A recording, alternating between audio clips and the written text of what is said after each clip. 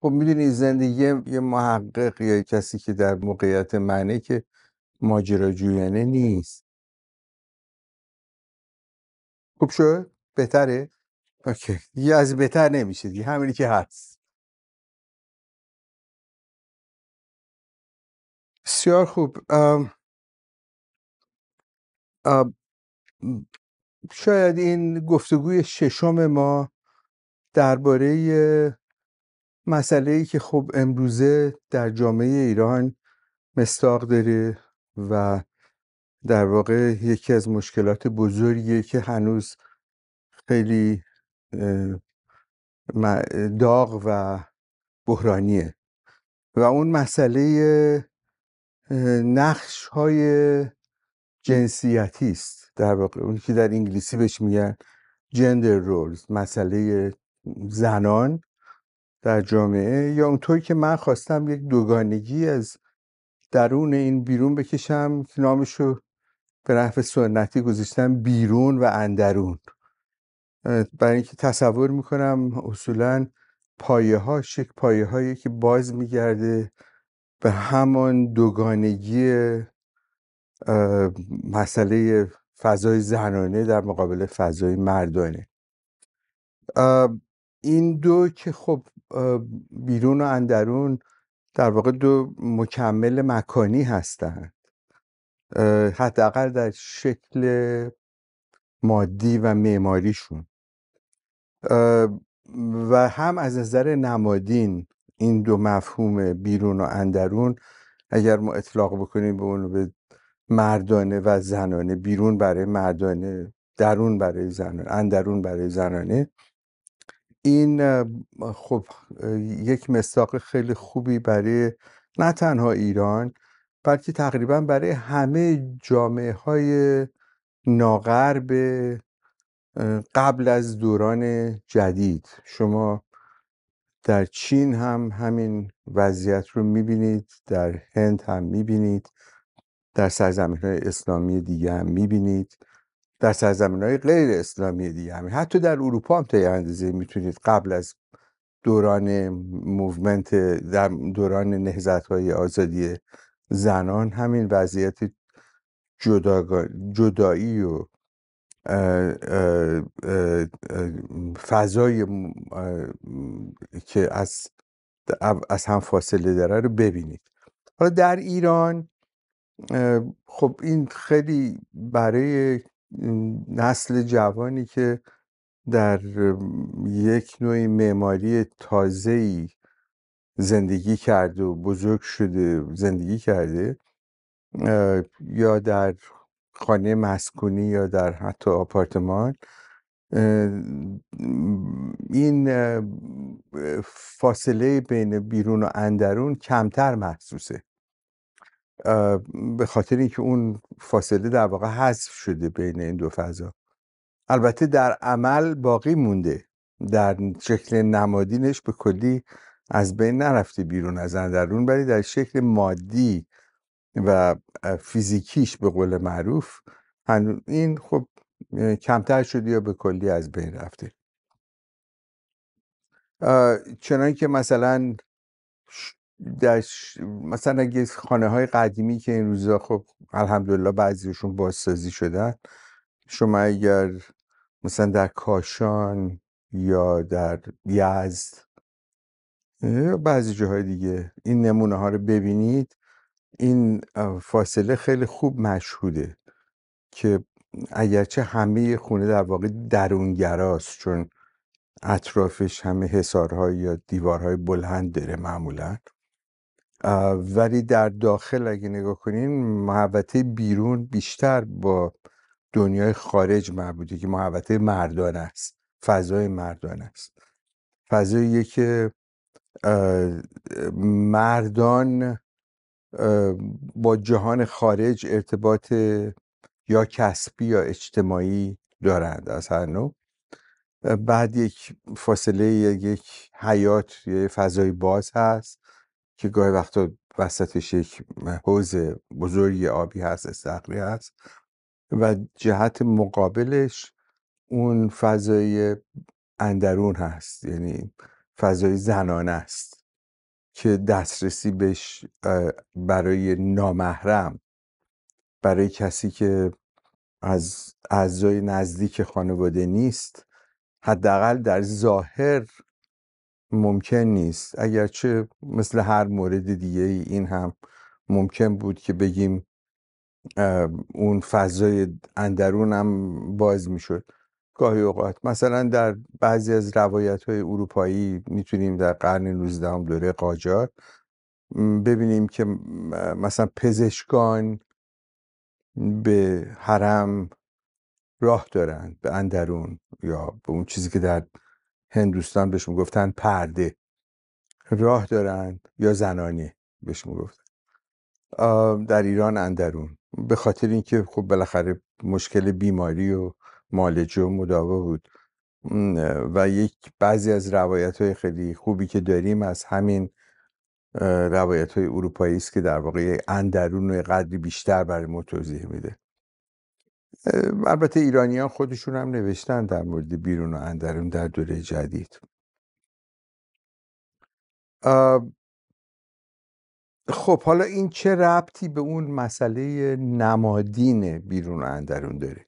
چون اینکه ما توضیح دادیم که صرفا یه شکل سکونت در یک خانه بود.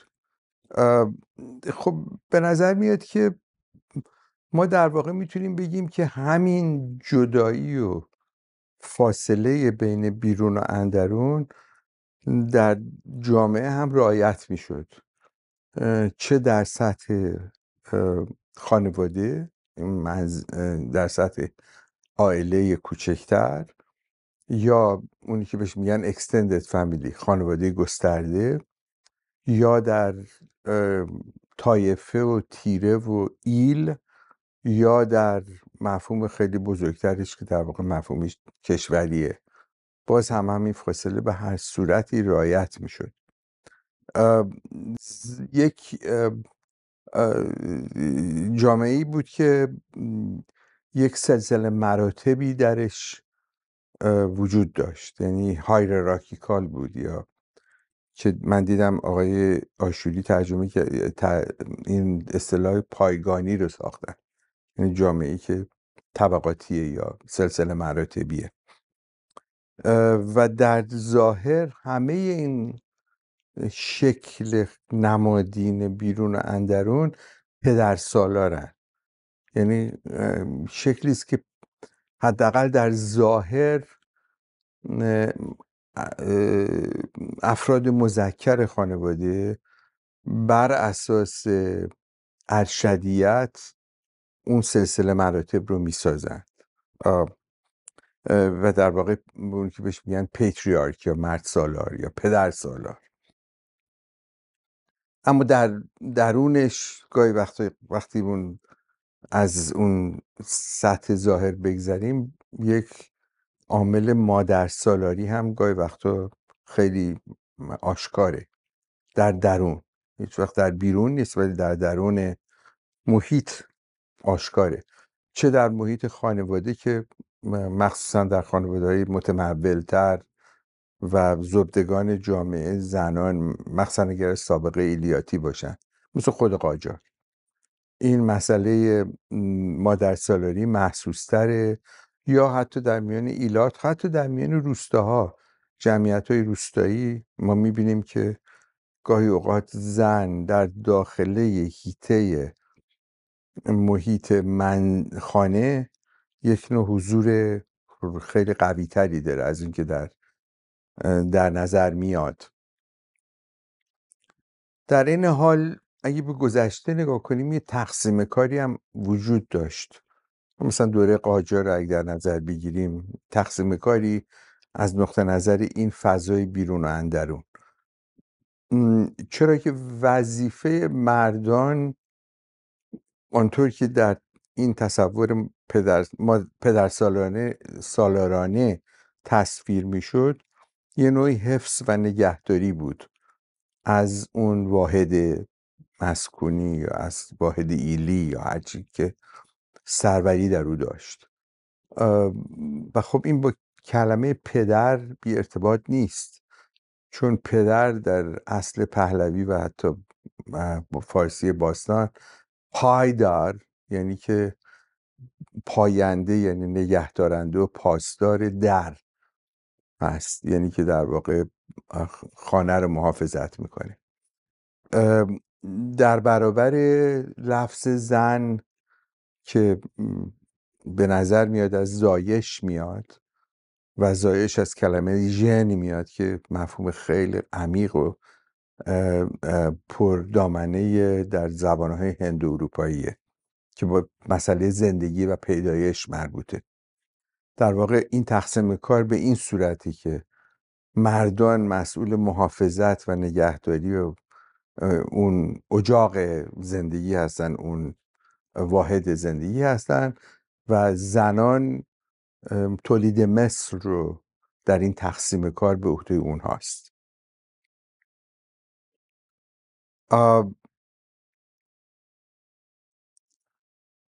این شکلی که یک شمایی ازش من اینجا تصویر کردم، تحول مردانگی رو در واقع به شکل برتری نهادینه داده.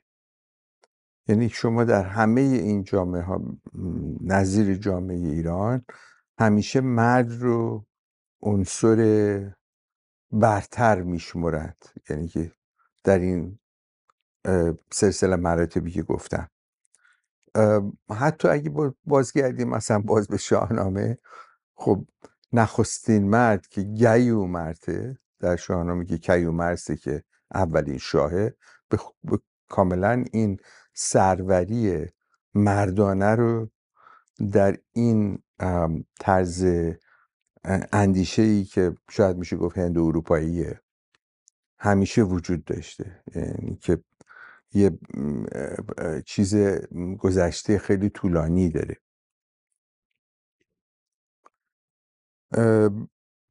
همینطور اگر نگاه کنیم به مادرسالاری، هم که مسئله تقسیم رو گفتیم، تقسیم کار رو گفتیم، در مادرسالاری هم تقریبا همیشه میشه این تحول نقش زن یک مسئله ایستایی نیست در داخل این محیط، بلکه چیزی که یک نوع پویایی درش هست، مخصوصا در مورد زنان پویایی هست، به این ترتیب که منزلت زن در خانواده، یا میشه گفت خانواده گسترده در واقع، به مرور زمان تحول پیدا میکنه. مرور زمان زندگی یک زن، به خاطر اینکه خب در واقع شاید میشه گفت 3 مرحله رو میشه در زندگی یک این، حالا البته این ما فقط داریم راجع به یک مثلی نمونه ای صحبت میکنیم. یکی که اون مرحله اوله که مرحله‌ای که در واقع هنوز مزدوج نیست و یک به صورتی یک کالایی به اون نگاه میشه و باش رفتار میشه، یعنی یک کالایی که در انتظار عرضه است. و خب تقریبا همه جامعه های دنیای قدیم این وجه مشترک رو داشتند که به دختران به صورت این کالایی برای معاوضه‌ای که به خانواده یک نوع امتیازی میده نگاه میکردن. از جامعه های افریقایی گرفته که مثلا همیشه دخترانی که به قول معروف پای بخت بودن، اینا حساب داشت که مثلا معادل چند تا گوسفندن یا معادل چند تا شترن، یه واحد خاصی برای این بود که این این معاوضه چطور انجام بشه.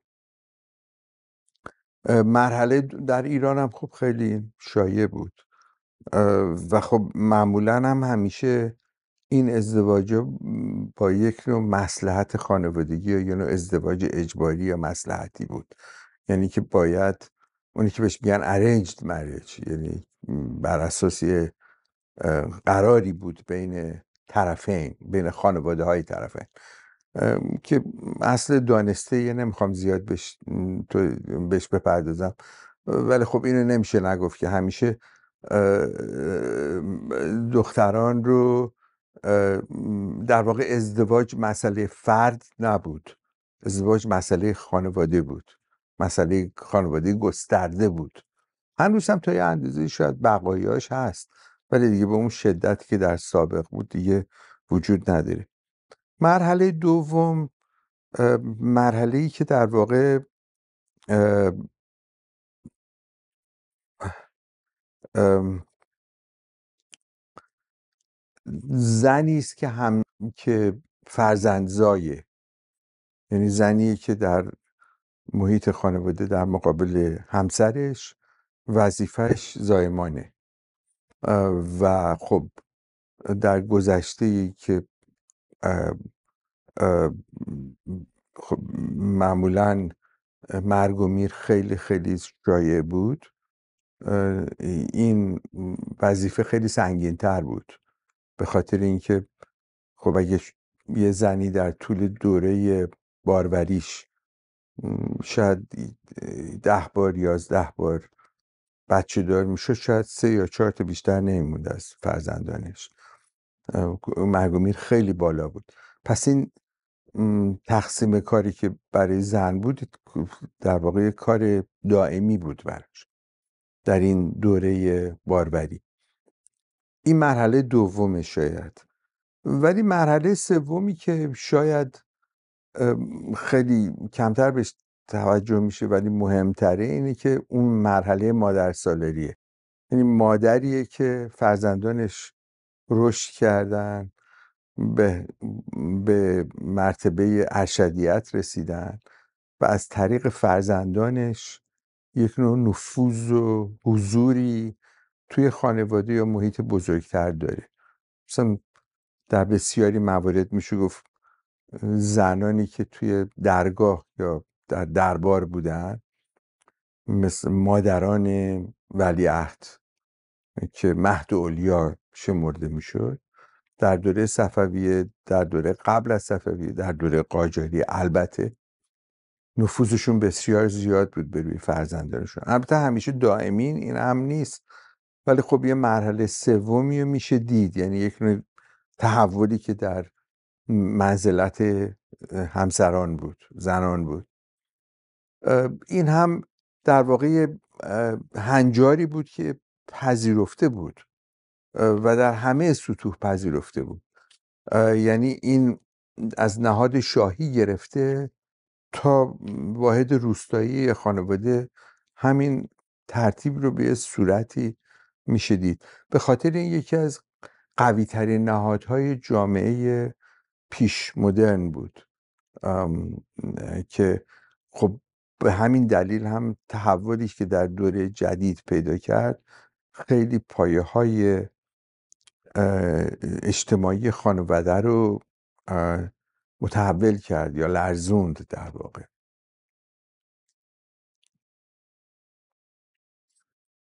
مثلا این شما اگه نگاه کنید حتی تو قرن 20 هم مداومت داره. مثلا این نمونه که خیلی به نظر من اومد، یک مادر سالار خیلی قدرتمندیه، نجم السلطنه، مادر مصدقه، محمد مصدق، که خب زن خیلی قدرتمندی بود و به دلایل مختلف 3 بار ازدواج کرده بود، به خاطر اینکه در خانواده‌های اعیان، به خاطر اینکه زنان قدرت اقتصادی نسبتاً مستقلی داشتن،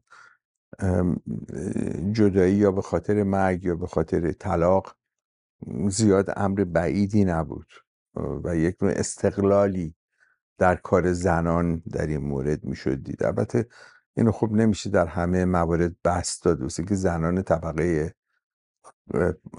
زیر دست این نوع توان مالی رو نداشتن که بتونن به راحتی تصمیم بگیرن در مورد موقعیت همسر و ازدواج خودشون. بعدم نفوذشون به روی فرزند باز هم در مورد نجم السلطنه و مصدق خیلی مشهوده، که در واقع شخصیتی بود که شاید بیشتر از هر کسی به روی فرزندش محمد مصدق نفوذ داشت. حالا نفوذ به معنی شاید سیاسی نباید گرفت، ولی به معنی تحول و در واقع شکلگیری شخصیت مصدق خیلی موثر. برای اینکه در واقع ما میتونیم بگیم که خب این که کدوم یک بر اون دیگری اولویت داره، خب این مسئله مشکلیه تعیینش، که بگیم شریعتی که در واقع این مرد سالاری و پدر سالاری رو میسازه، یا اینکه پدر سالاریه که شریعت رو به صورت خاصی تعریف میکنه. شاید هم هر دو به روی هم تاثیر داشتن، برای اینکه خب همونطور که خودتون گفتین سابقه خیلی طولانی تر از شرع اسلام داره. اگر میتونیم اینطوری مثلا همین که شما گفتید توی داستان ضحاک که بازم از بخش‌های نخستین شاهنامه هست، بعد از سقوط ضحاک دو دختر جمشید که در تصاحب ضحاک بودن رو فریدون آزاد میکنه. شهناز و ارنواز فکر میکنه.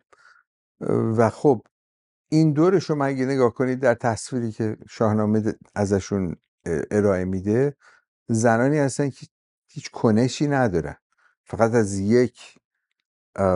از یک اندرونی به اندرون دیگر رفتن و درشون یک نقش برای زنی که حالا مرتبه مادر سالار پیدا کرده در خانواده نمیبینیم، ولی در جاهای دیگه میبینیم.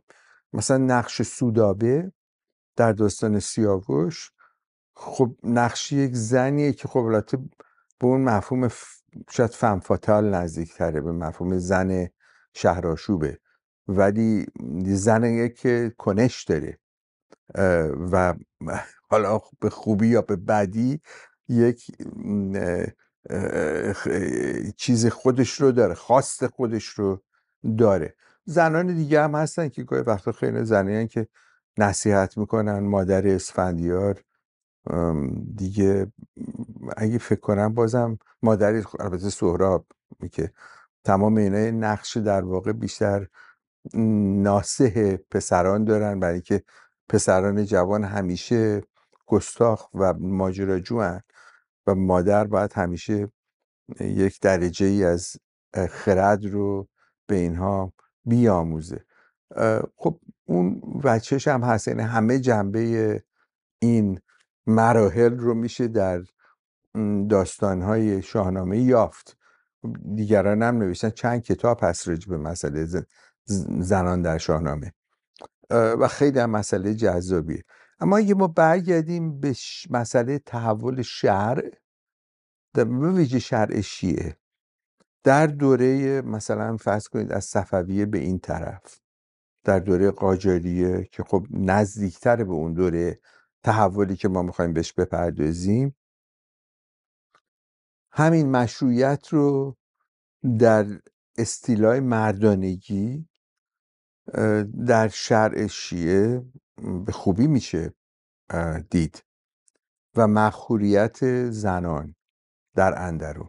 البته باید قدری منصفانه قضاوت کرد، چون مقهوریت در واقع در معیار جهان متجدد جدید ما به اون میگیم مقهوریت، ولی در واقع در معیار سنتی که اون شرع شیعه تعریف میکنه و ساختارش رو ساخته، اون در واقع بیشتر تعیین حدوده و نه اینکه کاملا زن رو به صورت یک برده اسیر مرد نشون بده. البته زنان مختلفن، برای اینکه کنیز هست یا متعه هست یا زن دائمه هست و اینا خب حقوقشون در رابطه با مرد و فرزندانشون متفاوته. مثلا مرتبه کنیز که همون در واقع برده زن هست، خب اون شما میتونی بفروشی یا میتونی برای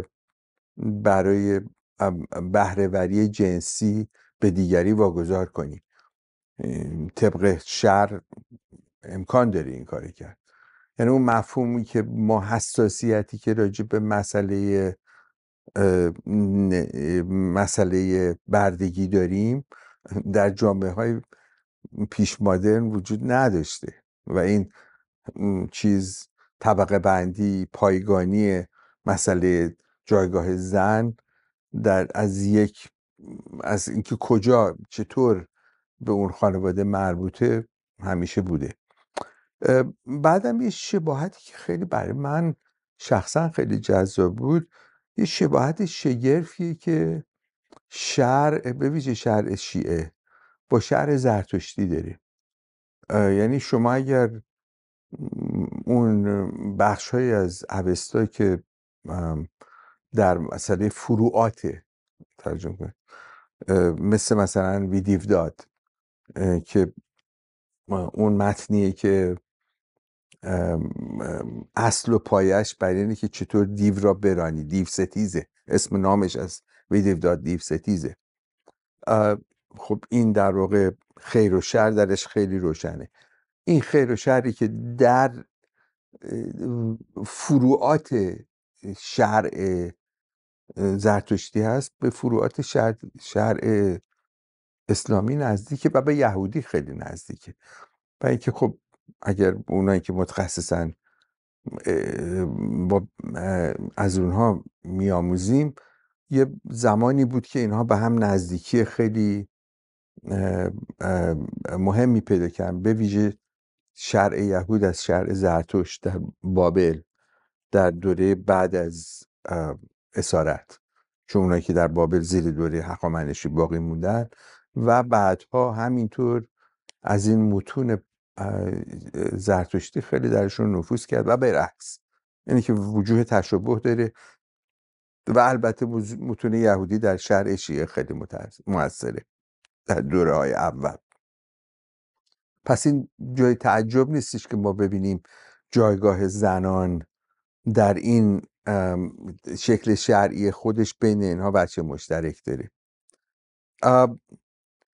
و شاید میشه گفت مثلا 5 مورد رو حداقل من تونستم فکر بکنم که شرع در این تنظیم موقعیت زن در برابر مرد، یعنی در موقع ازدواج یا غیره یا حتی فرزندان، میشه شمرد. یکی مسئله که پیوند با مسئله زاد و ولد داره، یعنی فرزند چطور مشروعه و مادر چه حقوقی بر فرزند داره، فرزند چه حقوقی بر مادر داره، رابطه بین مسئله زاد و ولده. دوم مسئله نجاسات و مطهراته که مبحث بسیار بزرگی در فقه شیعه هست و در واقع خود و دیگر رو معین میکنه، حدود خود و دیگر رو معین میکنه و زنان همیشه در یه مرزی بین این خود و دیگر هستن، چون مواقع نجس هستن به خاطر مسئله قاعدگی ماهانه و این حدود رو رعایت کردن اینا همیشه اونا رو در یه مرز لرزانی قرار میده در شریعت. این مسئله دومه. و جزئیات بسیار عجیب غریبی که در فقه شیعه در مورد مسائل مثل قاعدگی زنان وجود داره باور نکردنی از نظر جزئیات.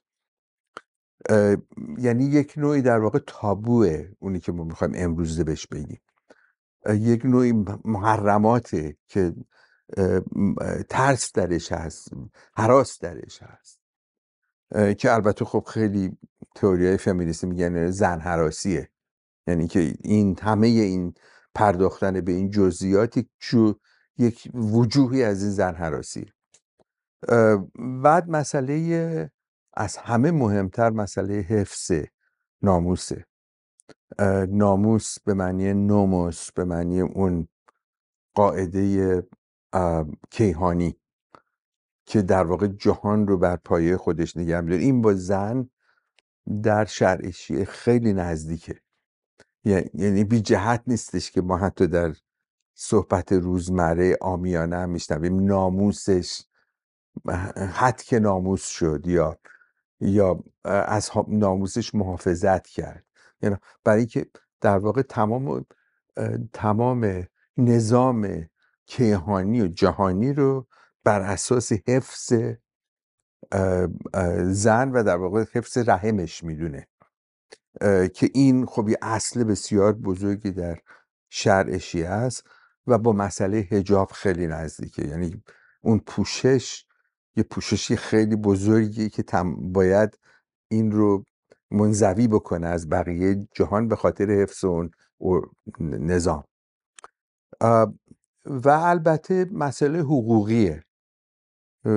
خب بالاخره زنان علیرغم این که شرع شیعه یه همچی تصوری داره، مثل شرع زرتشتی یه همچی یا شرع یهود به مراتب بدتر، تصوری که از زن داره، در این حال حقوقی هم بهش میده که خب حق مالکیت داره، که این خب خیلی مشخصه بزرگی بود در از نظر اقتصادی در برابر زنانی که در جامعه پیشا مدرن یا حتی تا قرن 19 در اروپا هیچ نوع حقوق ملکی نداشتن. هرچی داشتن متعلق به پدر بود و متعلق به همسر بود. خودشون همیشه یک نوعی ناامنی مالی داشتند یا ملکی داشتن. در اسلام زن میتونه تجارت کنه، البته از طریق واسطه. خودش نمیتونه وارد بازار تجاری بشه، یعنی میتونه ولی باید یک چیزی عاملی ایجنتی داشته باشه در اون مورد. مسئله مالکیت که گفتم، مسئله ارث، مسئله ازدواج و طلاق، اینا خب قوانین خیلی خیلی مشخصه ای داری که بخش اعظمش مربوط میشه به مسئله حفظ رحم از اینکه درش یک اختلالی پیدا بشه، به خاطر اینکه خط اون زنجیره ارث مورد پرسش قرار بگیره. اصل موضوع اینه در واقع.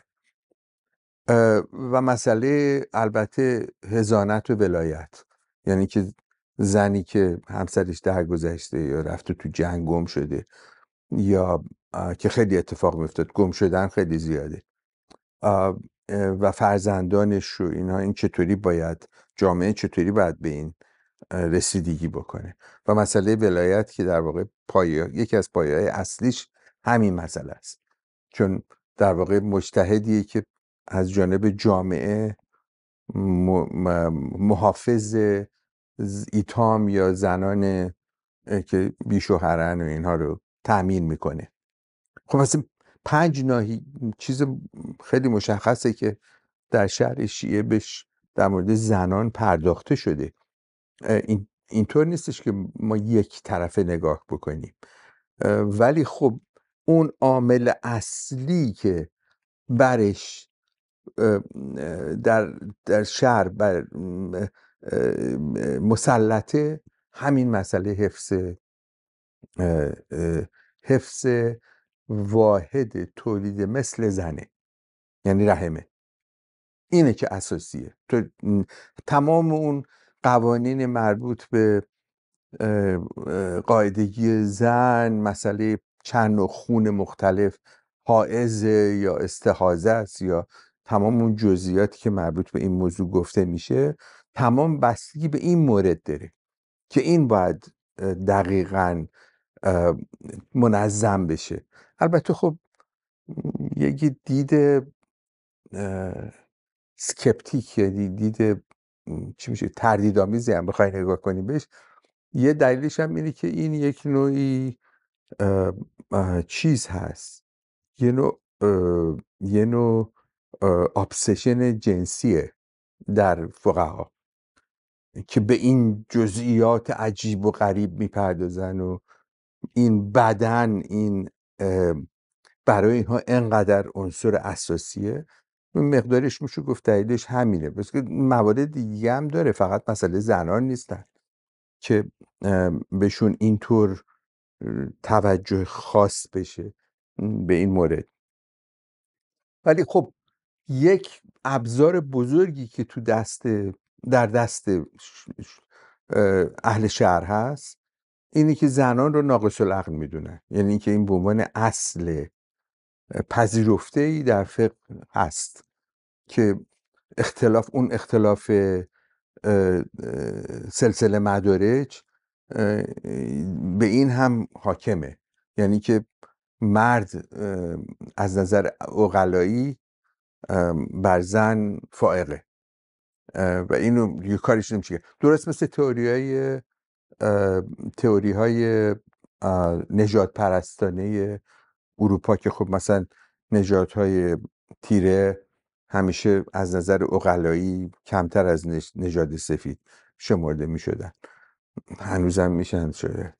مسئله حالا اینجا به بحث اندرون اگه برگردیم، پس این نهان داشتن، پوشش داشتن زنان یک امری که باعث تنظیم یا نظارت یا کنترل حفظ ناموسه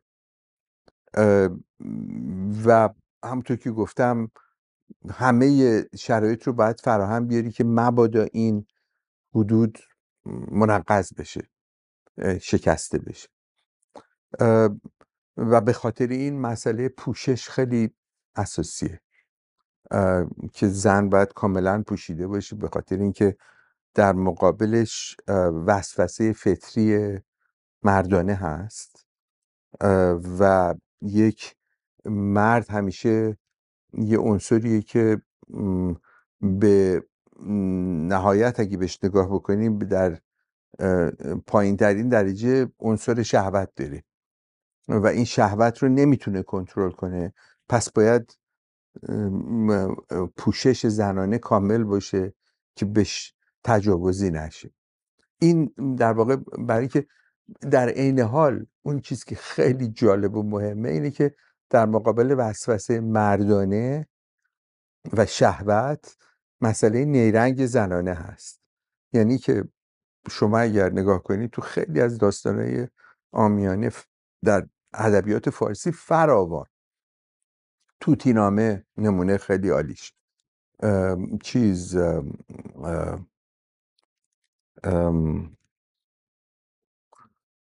متاسفانه الان اسمش اینجا دارم بتون نشون میتونم بدم، این متون قرون وسطایی که تاثیر هند روش خیلی زیاده، باید از اصلش از هند روش مثل توتی‌نامه، اینها تمام پایشون اینه که این زن اگر محافظت نشه نیرنگ میزنه و خودش رو از اون فضای بسته بیرون میاره. پس وظیفه مرد اینه که او رو حراست کنه و اجازه نده که از اون هیته بیاد بیرون. یعنی یه دنیای خیلی چی میشه گفت، یک دنیای خیلی سخیف شهوانی حیوان هم نمیشه گفت، یه دنیای خیلی شهوانی سخیفی منطق این دنیا رو میسازه و اینکه زن اصلا نمیتونه فکر کنه، مرد کاری جزی نمیتونه بکنه که باید به زن چیره بشه و این نظام جهان رو به هم میزنه. البته خب این پوشش چهره و اندام زن در واقع یک مقاومتی بود که در شعر فارسی مثلا خیلی با مسئله شهرآشوبی نزدیکه. یعنی شهرآشوبی یکی از مشخصه های زن فتنه‌گره و مفهوم فتنه به معنای انقلاب آخرالزمانی همیشه با این زن شهرآشوب مرادفه که فتنه میکنه، زنی که فتنه‌گره، یعنی اون نیرنگ زنانه رو میتونه به کار ببره برای اینکه اون حراست مردانه رو از هم بشکافه و اینه که خطرناکه، این رو باید محافظت کرد. در واقع اون کانسپت مفهوم زن هراسی اینجا خیلی معنی میده. یعنی که یک آشوبی و شما همیشه آشوب اجتماعی رو و مذهبی رو با این رفتار زنانه نزدیک میدونید. یعنی اگر اون پایه ضعیف بشه، اگه اون قدرت نتونه حفظ بکنه، حتما نتیجهش این خواهد بود. نظم اگه به هم بخوره آخر زمانه. توجه میکنی؟ چی اتفاقا اینجا بیتی از حافظ دارم من که میگه مست بگذشتی از خلوتیان ملکوت، ز تماشای تو آشوب قیامت برخاست. یعنی که در واقع این مفهوم جنس حالا ممکنه در حافظ چون چیز بود و دو دو جنسیتی بود، یعنی بایسکشوال بود، شاید مقصودش مرد شاید مقصودش زنه، ولی به هر حال هر چی هست اون ارده رو این شهرآشوبی زن به هم میریزه و اونه که باید همین که شما میگی باید جلوشو گرفت و مواظب باش، بس که تمام دنیای مردانه رو به هم میزنه. خب یکی اصلی که فمینیستا خیلی روش اصرار میکنن دیگه، یکی دنیاییه که مردانگی نرم شده، درش پذیرفته شده، هنجار جامعه است. حالا در دوره، حالا اگه ما بخوایم یه قدم جلوتر بریم، خب با انقلاب مشروطه که همیشه بعد از اینجا شروع کرد دیگه و به خصوص از آغاز دوره پهلوی، این نظام مردانه به صورتهای ناخواسته و ناخودآگاه از درون مورد پرسش قرار گرفته. یکی از اولین نمونه های این مدرنیته که این نظام رو تغییر داده یا کوشیده تغییر بده، مسئله جامعه و لباسه. یعنی که پوششه. چرا که پوشش نه تنها در مورد زنان بلکه اصولاً یک عامل بزرگ هویت در جامعه است که اون نظم رو باید حفظ کنه، چون اون ظاهره که در واقع یک مردی رو مرد جلوه میده، یه زنی رو زن جلوه میده، یا به طایفه ها و تیره ها و حرف مختلف مربوطه و اون حدود رو نباید فراموش کرد. این حدود تنوع در واقع این شکل جامعه رو میسازه. مثلا ما میبینیم تو متون دوره مشروطه یا اوایل پهلوی این مسئله فکلی و بیریش خیلی زیاد از جانب طبقات محافظه کار جامعه همیشه مورد انتقاده. چرا؟ به خاطر که اون نرم رو شکسته، اون هنجار رو شکسته. مرد ریش نداره، اون شکل طبیعی از نظر اون جامعه رو نداره، بلکه شبیه زنان شده. پس این اختلاف بین زن و مرد رو شکسته. یا مثلا یک جنبه دیگه که میشه دید با یونیفرم دوره پهلوی، همه کلاه پهلوی بذارن یا همه جامعه غربی بپوشن، اینها همه کاملا مخالف بود با اون نظام تنوعی که جامعه رو درجه بندی میکرد و سلسله مراتب رو روشن میکرد. و اتفاقا خیلی نکته مهمیه، تنها گروه اجتماعی که مقاومت کرده طبقه فقها و علما و سوکال روحانیونه. اینها بودن که جامعه غربی رو نپذیرفتن، برای اینکه در واقع اون نظام یکسانسازی رو که یه جامعه، یه فکر میشه گفت فاشیستی پهلوی در جامعه به اجبار تسری میداد، اینا در مقابلش مقاومت کردن، حتی به قیمت منزوی شدن. برای اینکه خب چه دیگه انگشت نما شد دیگه، کسی که اون لباس رو به تنش میکنه انگشت نما شدن از طریق از نظر جامعه متجدد رو میپذیره و مقاومت میکنه و مقاومتش میافزایه در واقع.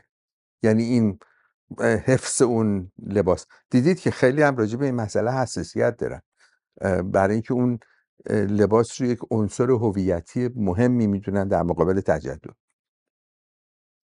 خب هر چقدر که این تغییر جامعه یک نوعی طرد ارزش‌های بومی بود دیگه، یعنی همراه با یک پذیرش تجدد بود، تجدد فرهنگی و مسئله ترقی. یعنی که شما اگر جامعه غربی نمی پوشیدی آدم مترقی نبودی، بلکه باید حتما این ظاهر شما نشونه از این بود که شما وفاداریتون به این فرهنگه، به این فرهنگه. و این در واقع فقط هم مربوط به ایران نیست، مربوط به دنیای اسلام هم نیست. شما از ژاپن تا آسیای جنوب شرقی تا هند، مصر، یونان دوره عثمانی، همه همینطور این دگرگونی جامعه بیشتر از مسئله فکل بود، بلکه این اثبات وفاداری در جامعه نسبت به مفاهیم تجدد بود و همونطور مقاومت در مقابلش، همونطور که گفتم. این خب البته به نحو خیلی حادی در مسئله حجاب ظاهر شد، برای اینکه حتی تغییر لباس جامعه مردان که خب بالاخره کمی در مقابلش مقاومت بود، ولی شما از نظام جدید در نیمه قرن 19 دوره قاجار، یا شاید کمی زودتر از 1830s، از 1830 به این طرف اگه نگاه بکنین، بالاخره علما اعتراض کردن که ما نباید مثل اهل کفر ظاهر بشیم، برای که یک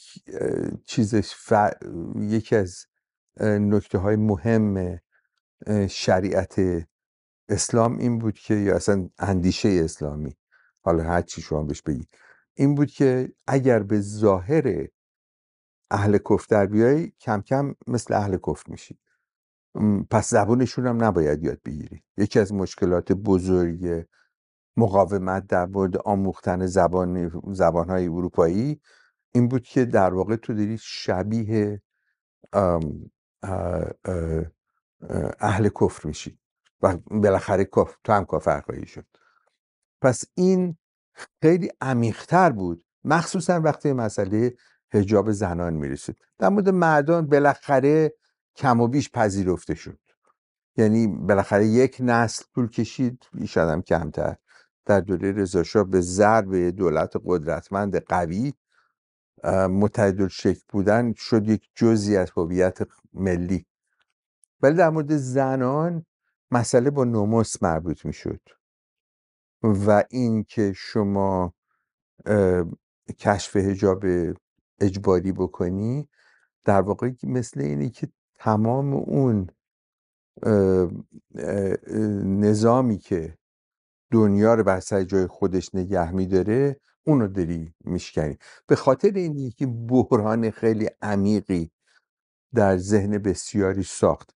البته مورخ ممکنه به شما بگه خب این بحران 20 سال بود، اگر یه ذره دیگه پافشاری میکردی همه اینا تموم میشد میرفت دیگه. کسی ممکن هم درست بود، ممکن اگه انقلاب اسلامی نبود 20 سال دیگه مسئله حجاب زنانه اگه شریعتی آدمو و اینا زیاد آتشش رو تون نمی کردن از بین میرفت، شاید. ولی خب بالاخره حقیقت واقعی اینه که نرفتی چون انقلاب شد.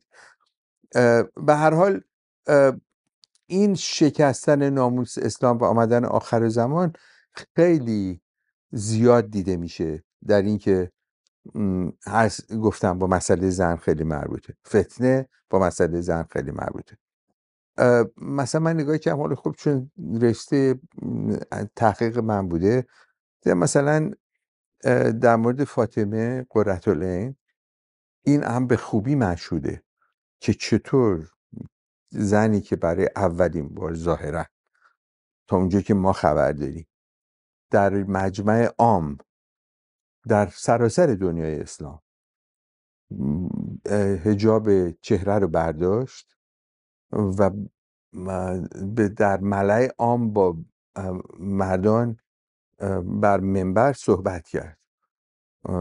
خب این یه پدیده کاملا ضربه بزرگی بود که یه پسیجی من اینجا اتفاقا در ناسخ و تواریخ تاریخ قاجاریه سپهر، محمد تقی خان سپهر که تاریخ رسمی این دوره بود و خودش شاهد بود، در واقع شاهد یعنی هم دوره او بود در مسئله این که این کشف حجاب طاهره رو قرةالعین رو چطور به صورت سکشوالایز میکنه، یک نوعی شهوت سازی ازش بیرون میاره که خیلی نمونه روشنی از این که این برداشتن حجاب چه تأثیر عمیقی میتونست در این فکر مردانه، اساس مردانه باشه.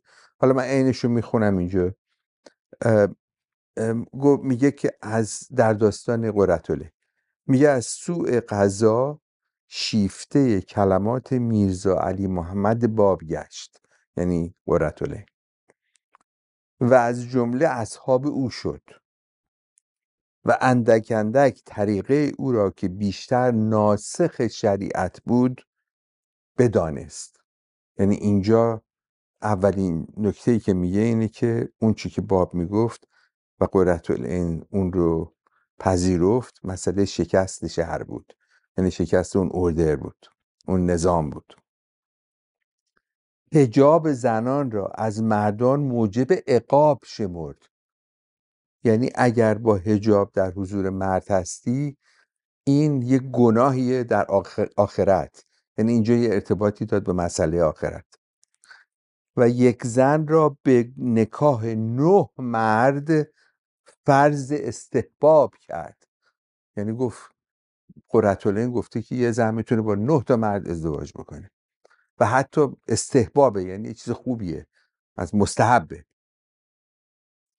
پیروان باب را حاضر کرده بی پرده بر ایشان در می آمد، یعنی که حجاب رو نداشت، بابی‌ها رو میشوند اونجا، مردان بابی رو بی حجاب می آمد.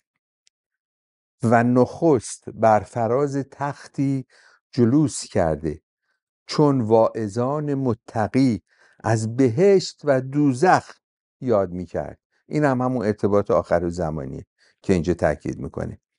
و از احادیث و آیات شرحی به کمال میراند، به خاطر اینکه قبلا گفته بود که قرةالعین اگرچه خیلی زیبا بود که معلوم نیست درست میگه یا نمیگه، ولی زنی بود که تمام احادیث و اخبار و اینا عربی خیلی خوب میدونسته، اینو قبل از این گفته، پس اینجا اونو تکرار میکنه. و از احادیث و آیات شرحی به کمال میراند. آنگاه میگفت هر کس مرا مسح کند، دست به من بزنه، صورت آتش دوزخ یا صورت آتش دوزخ، یعنی تندی آتش دوزخ، گرمی آتش دوزخ، بر وی چیره نگردد. اینم باز برگشته به مبحث آخر زمان و بهشت و دوزخ. یعنی چی؟ یعنی کامپلیتلی سکشوالایزش کرد. اینجا داستانی که از زن ساخت اینه که چون اون حدود شکست، چون چهره رو آشکار کرد، این چیزی جز یک فحشای یه زنی بود که میخواست ریچوالایز بکنه فحشا رو، چیز دیگری نیست. این فقط میخواست مناسک و شعائر شهوت آمیز بسازه. این داستانیه که او نقل کرده. خب اتفاقا سپهر خب یکی از شخصیت‌های برجسته دوره قاجاری، از نظر نثرش، از نظر بالاخره هر چی نوشته خب خیلی در منصفانه نیست ابدا، ولی به هر حال یه شخصیت نسبتا روشنفکر زمان خودش. این تصوری که اینجا به ما میده اینه که چقدر این شایع و قویه در نیمه قرن 19. درسته؟ ولی این مسئله با همین، اگه ما برگردیم به دوره معاصر، با مسئله پوشش، با مسئله آموزش زنان، با مسئله آزادی نسبی زن، از بین رفتن اندرون به اون صورت سابق، اگه همه اینا رو کنار هم بذاریم، در واقع یک نشون دهنده این بود که یک نسل متجدد زنانه پیدا میشد در دوره ابتدای دوره پهلوی و این باعث یک دلواپسی، انگزایتی از شکستن ناموس باقی موند. یعنی اونی که راجع به قرةالعین ما خوندیم از بین نرفت.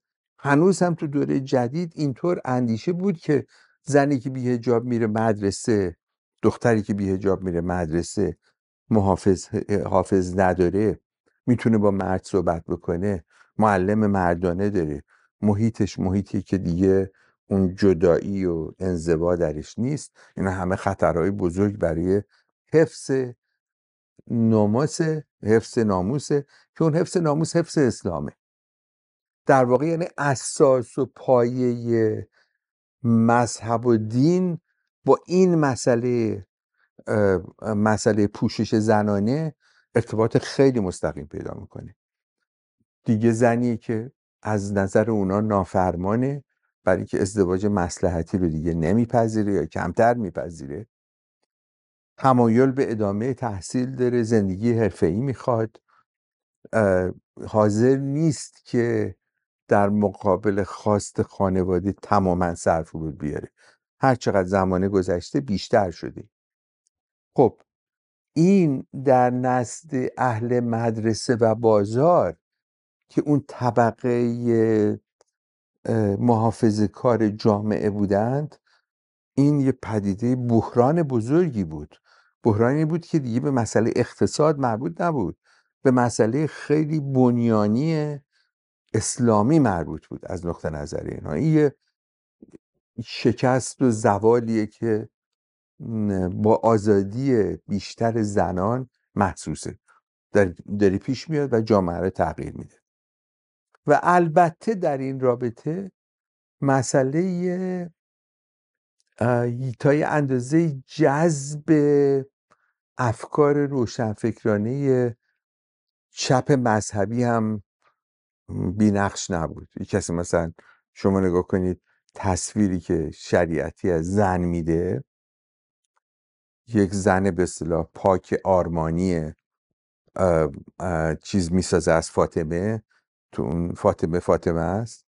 خب شما یه نگاه کنین، در واقع تمام کوششش علنا چنان که عرضه میکنه در مقابل منکوب کردن اون زنی که از نظر اون چیزها رو، دروازه ها رو شکسته و اون بندها رو گسسته و اون از نظر اون قبول نیست و تصویری که ازش میده، بدنمایی که از زن متجدد میکنه در شریعتی تو انزی در آل احمد حتی. و جالب اینه که هر دوی اینها مخصوصا آل احمد همسرش خیلی در واقع متجدد بود، نماینده از اون تجدد بود، ولی در مقابلش عکس العمل خیلی شدید میکنه و اصولا نمیپذیره که مسئله آزادی زن وجود داره و آزادی زن این نیست و اینا. به تصویری که شریعتی ازش میده که شهوانی زن بی‌حجاب، شهوانی عروسک فرنگیه، به خاطر اینکه خودش رو میآرایه، لاابالی این معلوم نیستش که حدود رو رعایت خواهد کرد از نظر اخلاقی یا خیر. تومه آسانه، میشه به راحتی او رو به دام انداخت. ابزار فساد جامعه است. این همون در واقع همون شهرآشوبه، اون کسی که میتونه تمام نسل جوان رو فاسد کنه. آزادی جعلی داره، آزادی که میگه من آزاد شدم آزادی واقعی نیست. تجمل دوسته و پولپرسته. اینا همه بخشی از تصویر این زنی بود که عرضه میشد، برای زنی که از نظر اونها پذیرفته نیست، چون از اون دنیای اسلامی رسته خودش رو. و در مقابل بازگشت به حجاب. این تمام این کوششی که ما در سالهای مثلا نیمه دهه 50 میبینیم، 1350 قبل از انقلاب 57 میبینیم که باید برگشت و دوباره به عفاف و پوشش و اینها برگشت و باید دوباره اصول اسلامی رو در نظر گرفت و رعایت کرد و اسلام رو باز خواند و اینها در همه افکار این مدرنیستا بود. مدرنیست اسلامی بود که در واقع یه نوع کوشش کینه توزانه‌ای بود برای بازگرداندن زنان به اندرون، اگرچه ظاهرا هیچ وقت ادعا نمی‌کردن، ولی در عمل اون چیزی که می‌خواستن یه همچی چیزی بود و بی جهت نبود که با انقلاب اسلامی این مسئله حجاب شد یکی از دو عنصر بزرگ هویت بقای انقلاب اسلامی، یکی حجاب، یکی امریکای شیطان بزرگ. این دوتاست که در واقع دو رکن جامعه، دو رکن ایدئولوژی انقلاب اسلامی عصر حاضر ماست. و بعد از 43 سال هنوز این بحران مسئله حجاب لاینحل باقی مونده، در حالی که تمام اون عناصری که این حجاب رو پوشش رو میسازه یه چیز ساختگی کاملا مدرنه. توجه میکنید؟ یعنی که یه چیزیه که پایه های شرعیش ساخته جمهوری اسلامیه که میخواد یه همچین شکلی از زن بسازی که حتما یه روسری باید بر سرت داشته باشی، پذیرش مشروعیت داری اگه این رو بر سر داشته باشی، و الا نه همون فاحشه ای. خب این بحران خیلی بزرگی رو ساخته تو جامعه معاصر ایران، به خاطر اینکه نه از نظر جمعیتی، نه از نظر آموزشی، نه از نظر منزلت اجتماعی، دختران نسل تازه مخصوصا که مثلا 20 سالگان و 30 سالگان هستن، اینا دیگر به اون فشاری که این جامعه مرد سالار شرعی میخواد برشون وارد بکنه حاضر به پذیرشش نیستن، حتی حاضر نیستن باش مدارا کنند. حداقل تا یه اندازه‌ای که ما میتونیم ببینیم مشکله که دید که در این مورد مدارایی، و به نظر من این لاینحل بودن این مشکل حجاب ناموسی، این یک در واقع قدرت بالقوه‌ایه که همیشه اینها یعنی این جامعه اسلامی رو، این نظام اسلامی رو تهدید میکنه. یعنی اون دلواپسی، اون انگزایتی حالا خیلی واقعی تر شده.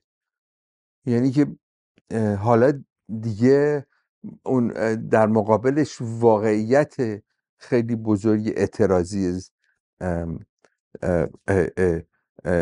زنانه رو داره که شاید یه نسل قبلم حتی به این شدت نبود. حتی در واقع از هر طبقه دیگه تو جامعه ایران، چه چی میگن، چه برون مرزی چه درون مرزی، این مسئله بدون شک مسئله زنانی که چنین ارتباط نزدیک و غیر قابل سازشی با مسئله حجاب داره. خب یعنی خب این چی به ما میگه؟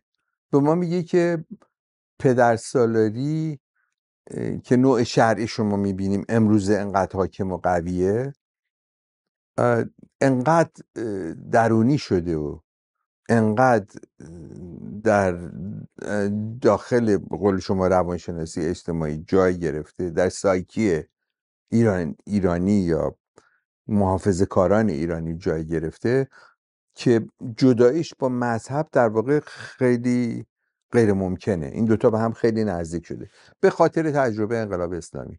اگر این تجربه نبود ممکن بود ما بگیم که، یا اگر یه طبقه از فقها بودن که مدرنیست بودن میگفتن اینا مال اصلا اینا به اعتقادات اسلامی ربطی نداره و ما داریم یه جامعه تازه‌ای میسازیم و این جامعه درش چیز هست، زن و مرد یکی‌ان و هیچ جدایی نباید کرد. اینا رو اگه میگفتن شاید این پیوند بین اونی که شما میگین چیز بدویه ابتداییه برتری جویی مردانه بر زنانه شکل دیگری میگرفت.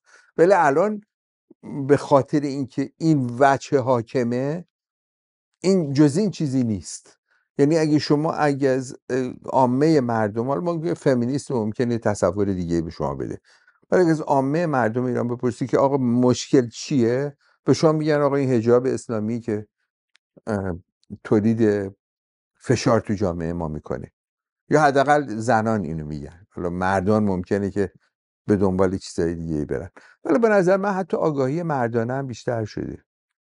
یعنی که ما دیگه با اون جامعه مواجه نیستیم که یک نوع خیلی جباریت مردانگی رو بر جامعه زنان به جز همین حضرات خودیا و قوم و این طرفداران نظام که اینطوریه، که تازه من فکر میکنم حتی این رو هم میشه گفت به عنوان آخرین به اصطلاح لطیفه میشه گفت. یکی از آشنایان میگفتش که شما نگاه کن ببین تمام این روحانیون اگه تو خانواده‌شون دختر جوان باشه جرئت نمیکنن حرفای ضد زن بزنن یا زن ستیزانه بزنن، برای اینکه اون دخترش بهش اعتراض خواهد کرد. به نظر من درسته. یعنی که بالاخره اگه ما مورخ هستیم یا جامعه شناس هرچی، تو که نمیتونی یک دیواری به تصور بکنید که یه دفعه یه بخشی از جامعه رو کاملا منزوی کرده از بقیه. اگر چاقچور و مقنعش رو تا اینجا میاره و میبنده، این دیگه به کلی از اون دنیا بریه. اینطور نیست. اون ممکنه که بگیم یکی ظاهری رو حفظ میکنه. بعد از 43 سال جامعه اسلامی دیگه ایدئولوژیش مرده. تنها چیزی که مونده اینه که توی تظاهری میکنین به این که اعتقادی هست و اون تظاهر هم چیز سیمبولیک کاملا بی‌معنیه، هیچ پایه اعتقادی دیگه نداره. ولی تو نگاه کن تو شعر فارسی، انقدر که شعری که الان خواهان داره و غزل حافظ، این که از به شما که زن محجبه که تصویر نمیکنه، که وجود نداره. اگرم میکنه میگه حجاب تو بردار من ببینمت و زیبایی تو ببینم و خیلی سکشوال اینسنس میشه گفت، خیلی سکشوالایزش میکنه از یه طرف دیگه. ولی به هر حال خیلی متفاوته با اونی که جمهوری اسلامی فکر میکنه این نمونه برازنده است و پایداره. ممکنه توی درصد خیلی کوچیکی از جمعیت ایران در میان زنان هنوز خریدار داره، و من تصور نمی کنم تو دنیای امروز، برای اینکه هر چقدر هم که مبانی اعتقادی قوی باشه، بالاخره ابزار تکنولوژی ارتباط با جهان انقدر قویه که کسی نمیتونه دیگه چشمشو ببنده روش.